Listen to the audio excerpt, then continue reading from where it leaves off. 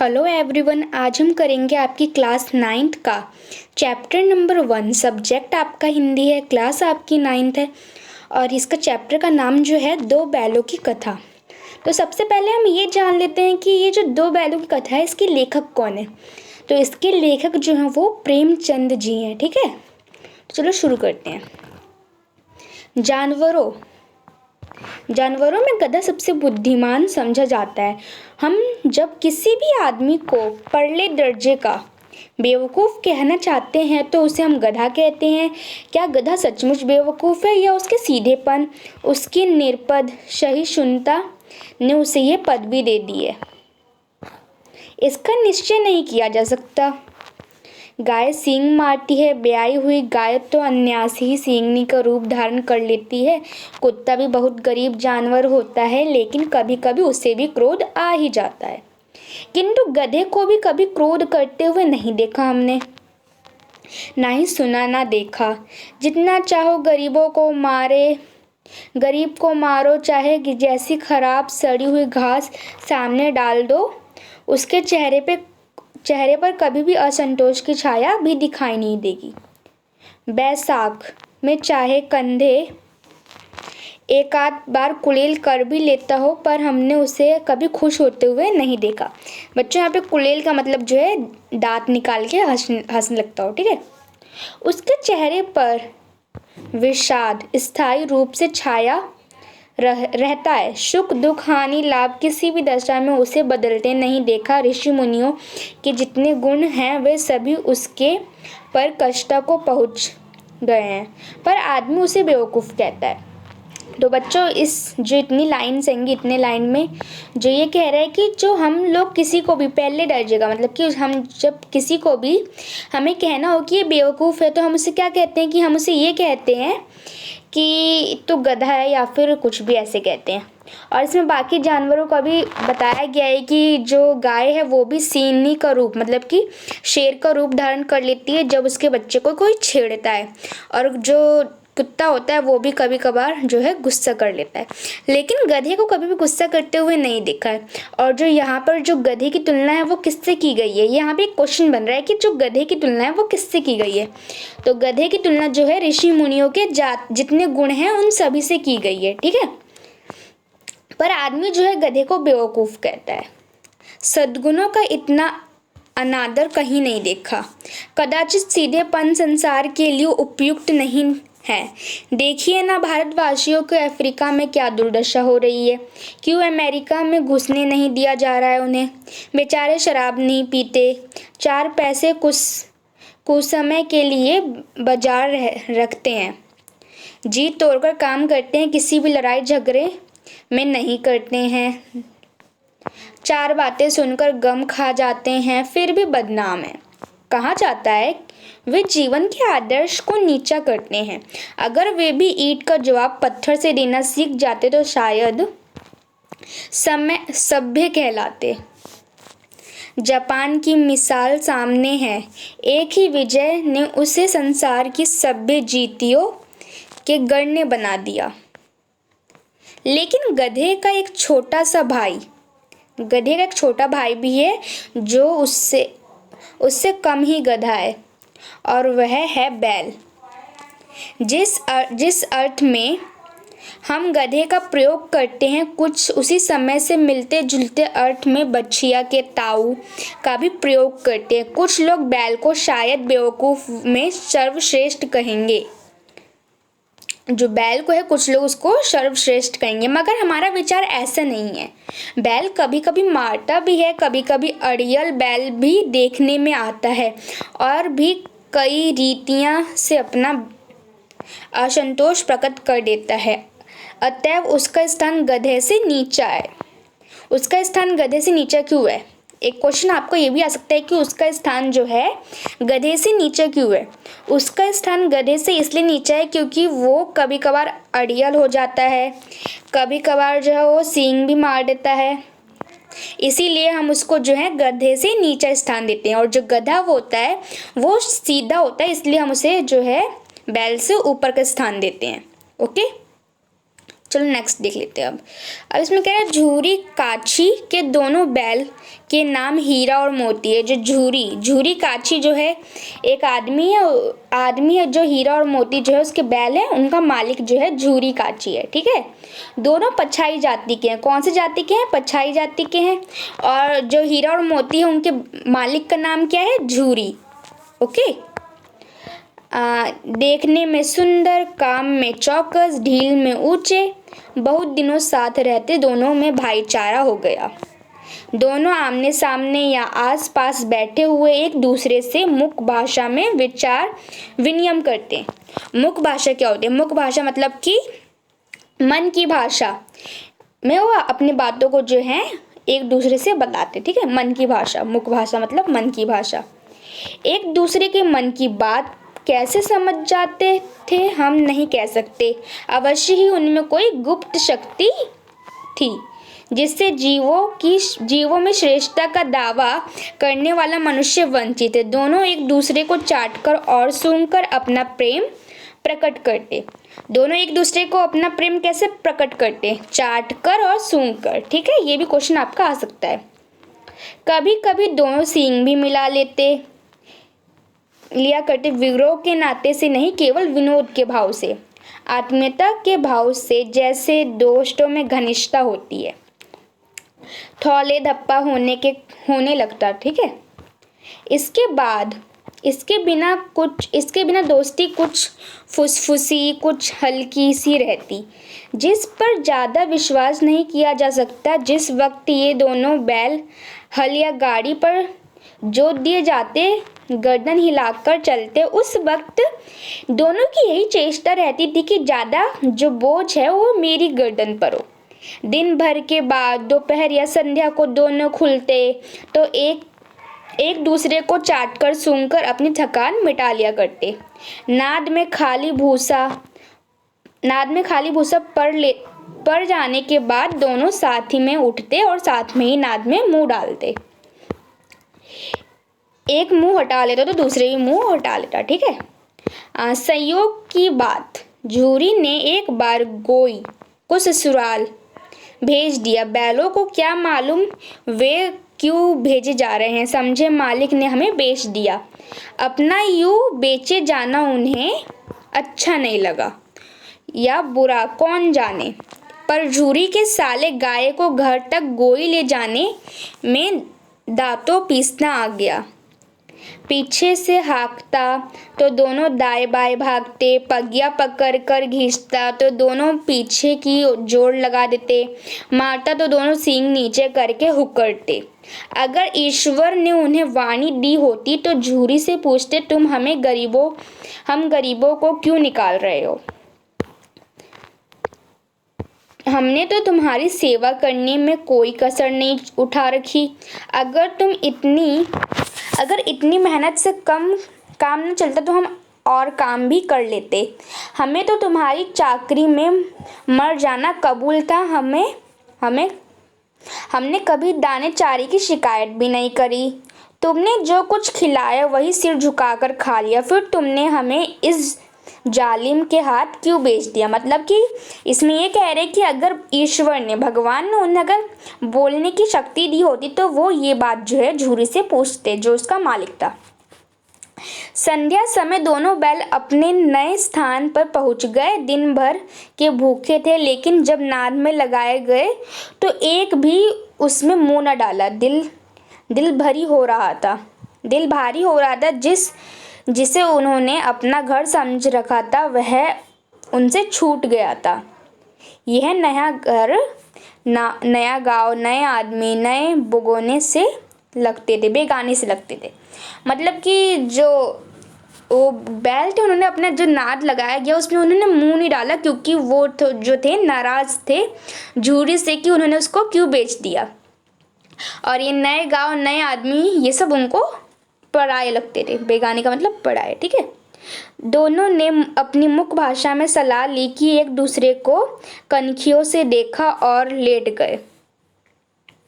जब गांव में सोता पड़ गया तो दोनों ने जोर मारकर पगहे तुड़ा डाले, मतलब कि तोड़ डाले और घर की तरफ चले गए। पगहे बहुत मजबूत थे, अनुमान न हो सकता था कि कोई बैल उन्हें तोड़ सकेगा, पर इन दोनों की उस समय दूनी शक्ति, मतलब कि डबल हो गई थी शक्ति उनकी। एक झटके में ही रस्सियों को तोड़ डाला, ठीक है, टूट गई। झूरी प्रातःकाल सोकर उठा तो देखा कि दोनों बैल चढ़नी पर खड़े हैं। दोनों की गर्दनों में आधा आधा गराव लटका हुआ है, घुटने तक पानी, पाँव कीचड़ से भरे हैं और दोनों की आंखों में विद्रोह में स्नेह झलक रहा है। मतलब कि जब झूरी ने सुबह उठकर देखा तो जो दोनों बैल थे उसके पास थे और दोनों के बैल में जो है दोनों बैल के गले में जो है कड़ाव लटक रखे थे और उनके पाँव कीचड़ में सने हुए थे। और दोनों जैसे कि मतलब कि उनके मन में प्रेम तो था लेकिन विद्रोह में, मतलब कि गुस्से वाला प्रेम था, ठीक है। झूरी बैलों को देखकर स्नेह से गदगद हो गया, उन्हें गले लगा लिया। प्रेमालिंग और चुंबन का वह दृश्य बड़ा ही मनोहर था। घर और गांव में लड़के जमा हो गए और तालियां बजाकर उनका स्वागत करने लगे। गांव के इतिहास में यह दुर्घटना अभूतपूर्व न होने पर भी महत्वपूर्ण थी। बाल सभा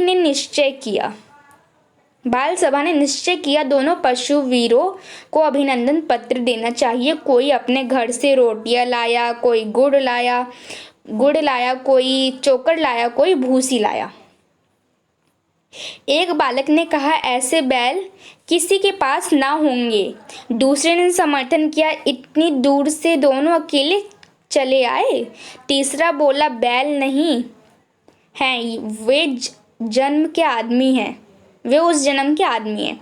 इसका प्रतिवाद करने का किसी को साहस ना हुआ। झूरी की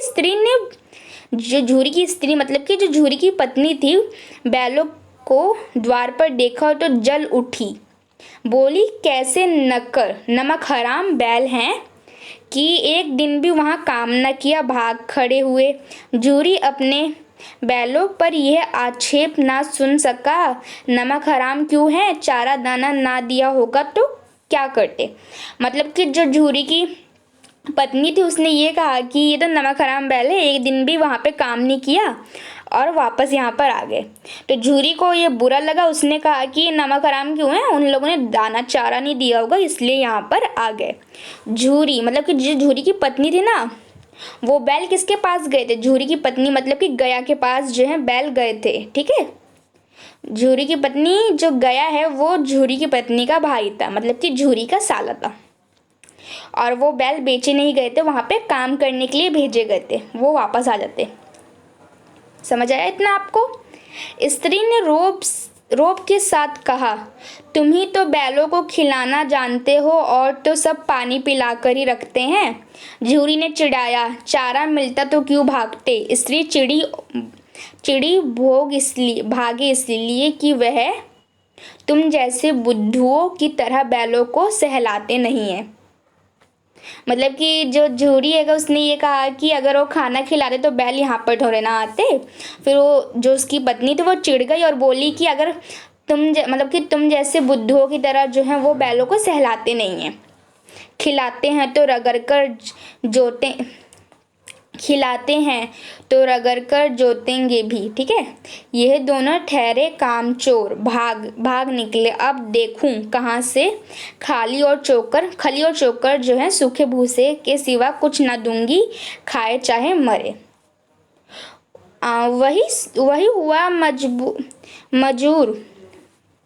वही हुआ मंजूर को कड़ी तकदीर कर दी गई कि बैलों को खाली सूखा भूसा दिया गया। मतलब जो झूरी की पत्नी ने कहा था कि मैं इनको खाली भूसा ही दूंगी, तो वही उन्होंने दिया, सूखा भूसा, ठीक है।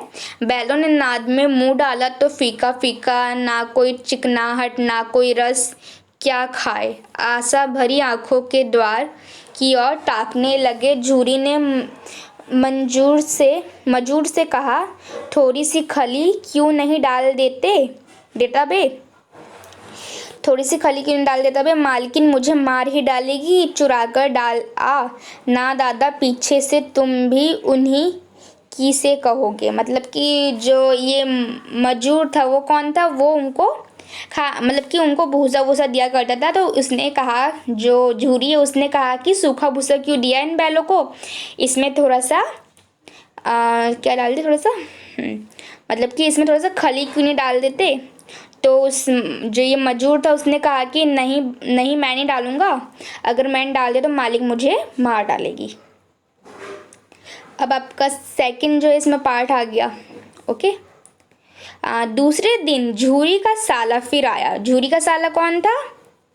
गया, ठीक है, और आया और बैलों को ले चला। अब की उसने दोनों को गाड़ी में जोता। 2-4 बार मोती ने गाड़ी को सड़क की खाई में गिराना चाहा, पर हीरा ने संभाल लिया। वह ज़्यादा सहनशील था। जो हीरा था वो ज़्यादा सहनशील था, ठीक है।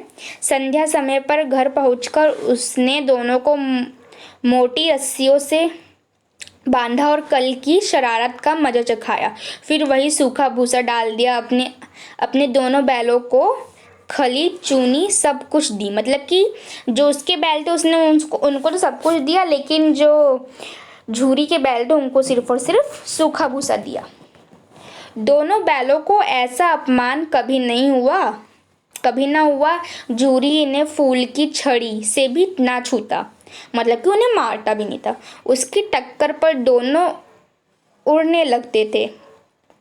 यह मार परी आहत सम्मान की व्यथा तो थी ही, उसने पर मिला सूखा भूसा। मतलब कि सूखा भूसा ही मिला, उसको मारा भी। झूरी ने जो था, मतलब कि गया जो था उसने मारा झूरी का साला, ठीक है। नाद की तरफ आंखें तक ना उठाई। दूसरे दिन गया ने बैलों को हल में जोता, पर इन दोनों ने जैसे पाँव ना उठाने की कसम खा रखी हो। वह मारते मारते थक गया, पर दोनों ने पाँव ना उठाया। एक बार जब उस निर्दयी ने हीरा की नाक पर खूब डंडे जमाए तो मोती का गुस्सा काबू ना हुआ, मतलब कि काबू से बाहर हो गया। हल लेकर भाग गया। हल, रस्सी, जुआ जोत सब टूट टाट कर बराबर हो गया। मतलब कि जब मोती की जो पिटाई लगी ना, तो क्या करा, मतलब कि हीरा की पिटाई लगी तो मोती ने क्या करा कि वो गुस्सा आ गया उसको, और वो हल लेकर ही भाग गया और सब कुछ टूट फूट गया, ठीक है। गले में बड़ी बड़ी रस्सियां ना होती तो दोनों पकड़ाई में ना आते।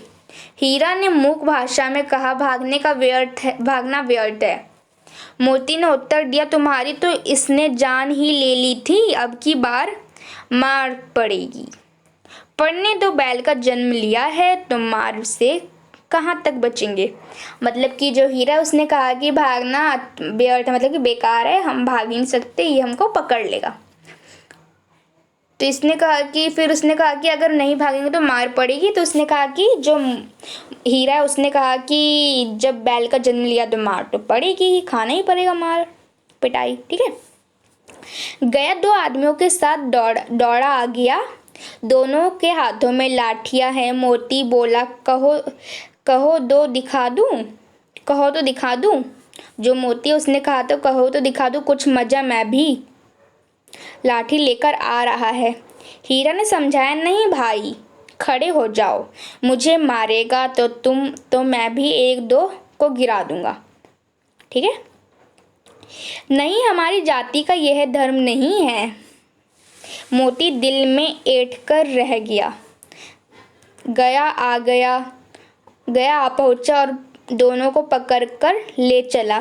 कुशल हुई कि उसने इस वक्त मारपीट ना की, नहीं तो मोती भी पलटा, मतलब कि मारता, ठीक है। उसके तेवर देखकर गया और उसके सहायक समझ गए कि इस वक्त टाल जाना ही मसलत है। मतलब कि जो गया था उसके तेवर को देखकर जो है, मतलब कि उन सब ने कहा कि इस बार छोड़ देना ही ठीक है। आज दोनों के सामने फिर वही सूखा भूसा लाया गया। दोनों चुपचाप खड़े रहे। घर के लोग भोजन करने लगे। उस वक्त छोटी सी लड़की रोटियां लेकर निकली। उन दोनों के मुंह में देकर चली गई। उस रोटी से इनका भूख तो शांत नहीं होती, पर दोनों के हृदय को मानो भोजन मिल गया हो। यह भी किसी सज्जन का वास है। लड़की भैरव की थी। लड़की किसकी थी? भैरव की। ठीक है। उसकी माँ मर चुकी थी। सौतेली माँ उसे मारती थी, इसलिए इन बैलों से उसे इस प्रकार का प्रेम आत्मीयता हो गई।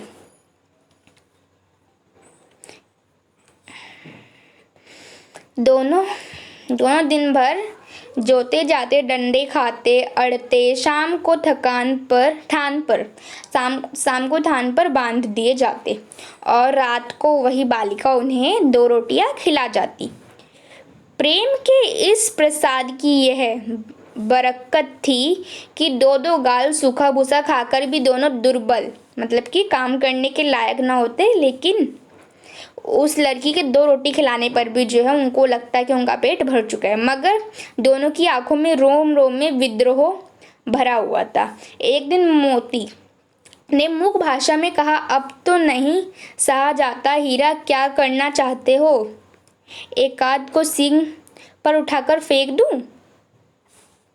लेकिन जानते हो, वह प्यारी लड़की जो हमें रोटियां खिलाती है उसी की लड़की है जो इस घर का मालिक है। यह बेचारी अनाथ हो जाएगी तो मालकिन को ना फेंक दूं? वही तो उस लड़की को मारती है, लेकिन औरत जात पर सींग चलाना मना है। यह भूल जाते हो तुम तो किसी तरह निकलने ही नहीं देते।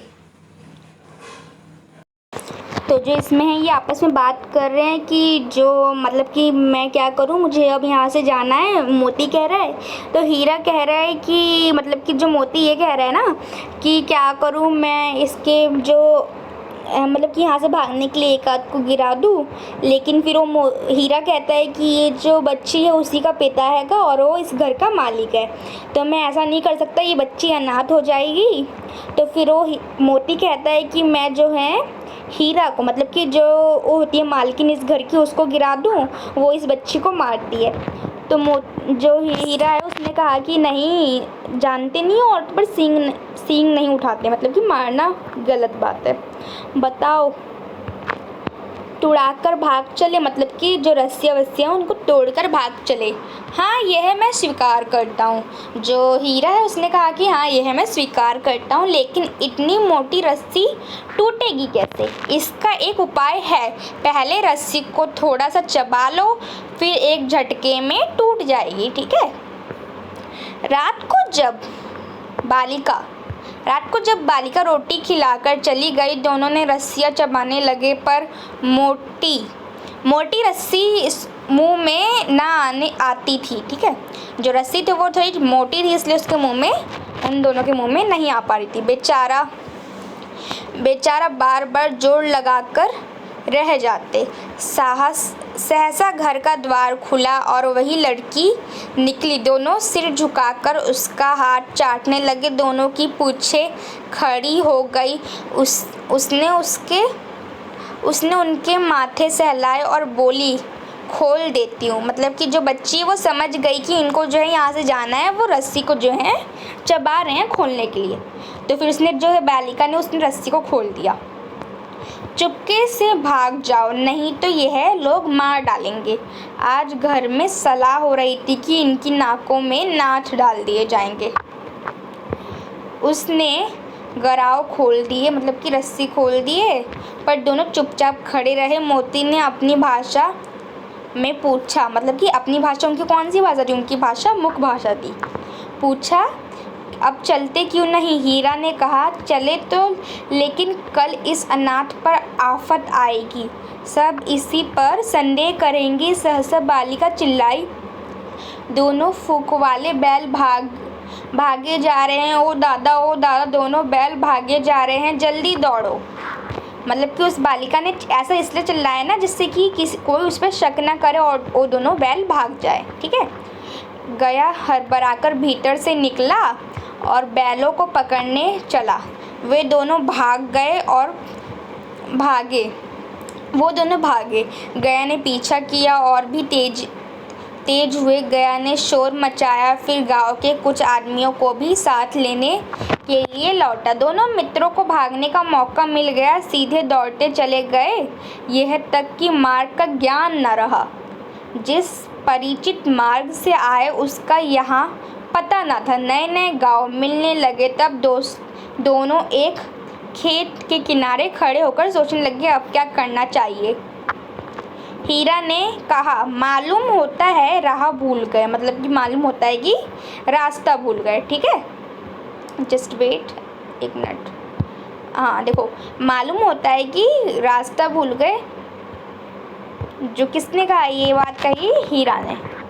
तुम भी बेतहाशा भागे, वही उससे मार गिराना था। मतलब कि जो मोती है उसने कहा कि तुम भी तो इतनी हड़बड़ाहट में भागे कि वहाँ पर उन सबको हमको मार कर गिरा देना चाहिए था। उसे मार गिराते तो दुनिया क्या कहती, वह अपना धर्म छोड़ दे, लेकिन हम अपना धर्म क्यों छोड़े। दोनों भूख से व्याकुल हो रहे थे। खेत में मटर थी, मतलब कि खेत में जो थी, खेत में मटर थी। ठीक है, मटर चढ़ने लगे। रह रहकर आहट ले लेते, कोई आता तो नहीं। जब पेट भर गया, दोनों ने आज़ादी का अनुभव किया। तो मस्त होकर उछलने कूदने पहले दोनों ने ढकार ली, फिर सींग मिलाए और एक दूसरे को ठेलने लगे। मोती ने हीरा को कई कदम पीछे हटा दिया, यहाँ तक कि वह खाई में गिर गया। तब उसे भी क्रोध आया, संभल कर उठा और फिर मोती से मिल गया। मोती ने देखा खेल में झगड़ा हुआ चाहता है तो किनारे हट गया। मतलब कि जब वो दोनों सींग मिलाए ना तो एक दूसरे को धक्का दे रहे थे, तो जो हीरा है वो गिर गया। फिर जब खाई में गिर गया तो मोती को समझ आया कि ये झगड़ा हो जाएगा, फिर वो साइड को हट गया। ठीक है, तो इस वीडियो में इतना ही। जब नेक्स्ट ये थर्ड वाला पार्ट है, ये आपका हम नेक्स्ट वीडियो में पढ़ेंगे, क्योंकि वीडियो आपकी लंबी हो गई है इसलिए। Thank you so much for this video. अगर आपको ये वीडियो अच्छी लगी तो लाइक करना, चैनल को सब्सक्राइब करना और अपने फ्रेंड्स के साथ शेयर कर देना। Thank you so much.